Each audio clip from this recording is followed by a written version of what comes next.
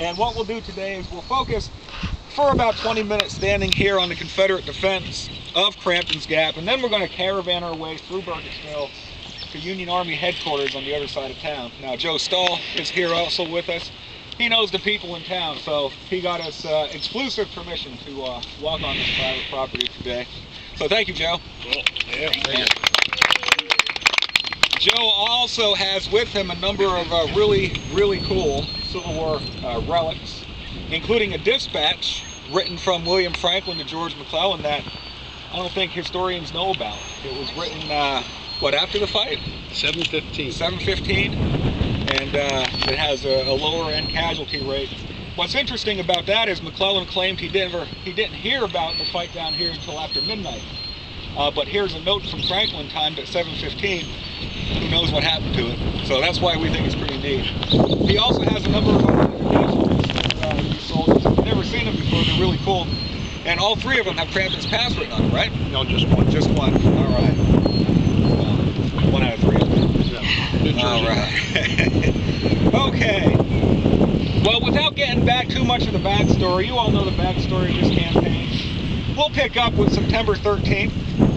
And by this point, the Union Army is approaching from the east, and the bulk of the Confederate Army is now scattered on the other side of this mountain. Just at the base of this mountain is called Pleasant Valley. If we were to go downhill and turn south, that's Pleasant Valley. It goes all the way down to Harper's Ferry. On the other side of Pleasant Valley is Elk Ridge, and at the end of Elk Ridge, Maryland Heights, dominating Harper's Ferry from the north. And we're going to talk about Lafayette McLaws's command up on Maryland Heights and what McClellan wanted to do about it.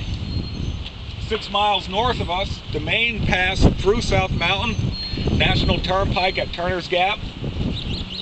And of course, 1 mile south of Turner's was Fox's. And that's what we talked about last time. So let's go over McClellan's plan for this. George McClellan had a very specific plan. My general idea is to defeat the enemy in detail, or to get in between Lee's divided forces and defeat him in detail. That's what he wrote to Bill Franklin on the night of September 13th, and it would be up to Bill Franklin to carry out the most important part of that assignment. While Burnside, with the 1st and 9th Army Corps, is keeping the main body of the Confederate Army at bay up at Turner's Gap, Bill Franklin was to punch his way here through Turner's Gap with his 6th Army Corps, about 13,000 men, make his way off the mountain, then turn south down Pleasant Valley and destroy McLaws. With McLaws's force off of Maryland Heights, that will lift the siege at Harper's Ferry, and Dixon Miles and his 13,000 men would then be free to link up with McLaws. They were then to travel north and assist with Burnside if he needed any help. Now that's quite an aggressive plan. What that meant, the 6th Corps was to march 13 miles that day. You see, they're in camp at Buckeystown, south of Frederick, 13 miles away. And even before they get to this mountain, they had to cross over Catoctin Mountain, which you can see out in the distance to the east of us. We don't often associate that term aggressive with George McClellan, right? But this was a very aggressive plan. Perhaps it was a bit too unrealistic.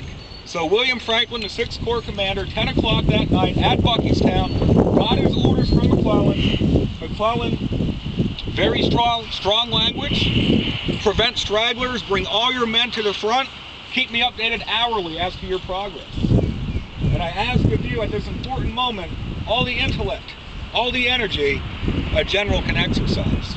So McClellan is putting a lot of faith in William Franklin. And the question is, if this was the important part of the plan, why is McClellan not down here overseeing this attack? Well, he felt his position was with Burnside and the bulk of the Union Army up at Turner's.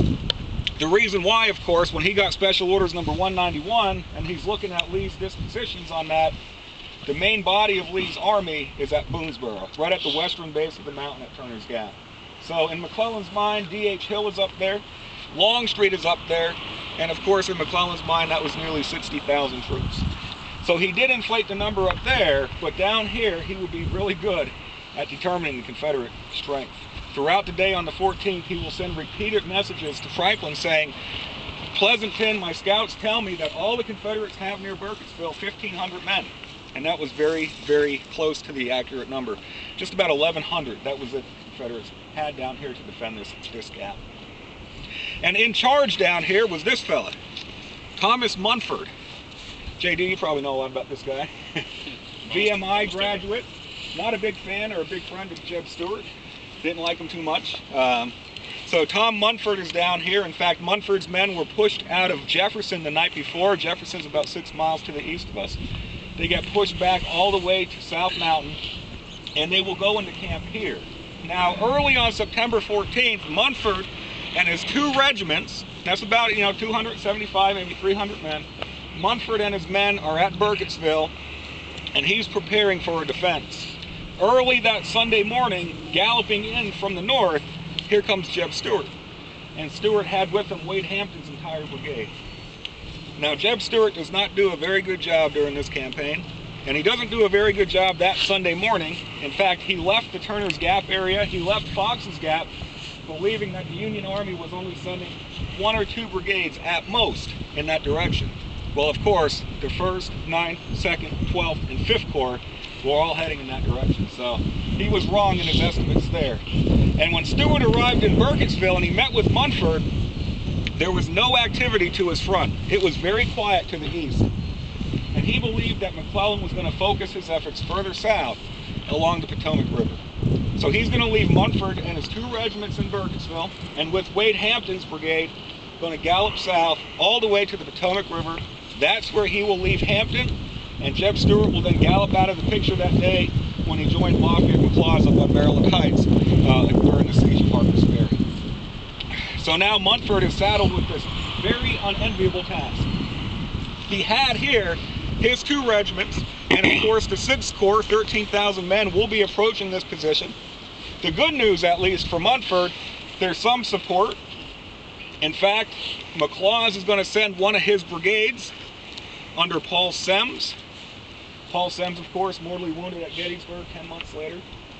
Semmes and his brigade will be detached from McLaws' command and sent to operate in Pleasant Valley, watching out for the rear of McLaws' force on Maryland Heights. Now, Semmes is going to put the bulk of his brigade 1 mile to the south of where we're standing at another gap called Brownsville Pass. And that pass has almost entirely disappeared. Can't see it. It's like almost gone. In fact, there's an access road that's no longer in use. It's blocked off with debris.